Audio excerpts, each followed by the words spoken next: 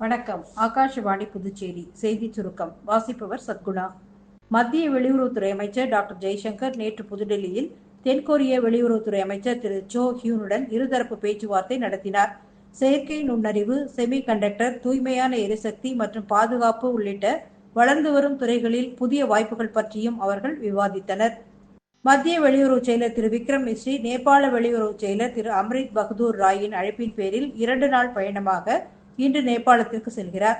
இந்தியாவின் தனது அண்டை நாடுகளுக்கு முன்னுரிமை என்ற கொள்கையின்படி இந்தியாவும் நேபாளமும் கொண்டுள்ள வலுவான உறவுகளை புதுப்பிக்கும் வகையில் திரு மிஸ்ரியின் இந்த பயணம் அமைகிறது.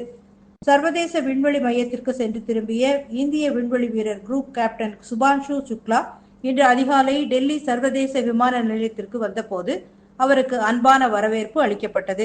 மத்திய அமைச்சர் டாக்டர் ஜிதேந்திர சிங், டெல்லி முதலமைச்சர் திருமதி ரேகா குப்தா மற்றும் இஸ்ரோ தலைவர் டாக்டர் வி நாராயணன் ஆகியோர் அவரை வரவேற்றனர். மணிப்பூர் மாநில ஆளுநர் திரு அஜய்குமார் பல்லாவுக்கு நாகாலாந்தின் ஆளுநர் பணியும் கூடுதலாக வழங்கப்பட்டுள்ளது. நாகாலாந்து மாநில ஆளுநராக இருந்த இல கணேசன் காலமானதை அடுத்து இந்த பொறுப்பு அவருக்கு வழங்கப்பட்டுள்ளது.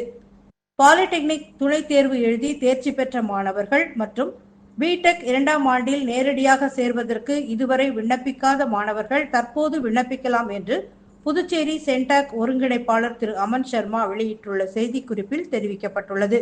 மேலும் விவரங்களுக்கு சென்டாக் இணையதளம் அல்லது 041326555570 மற்றும் 26555571 என்ற தொலைபேசி எண்களில் தொடர்பு கொண்டு அறிந்து கொள்ளலாம் என்றும் தெரிவிக்கப்பட்டுள்ளது. இத்துடன் இந்த செய்திச் சுருக்கம் நிறைவு பெறுகிறது.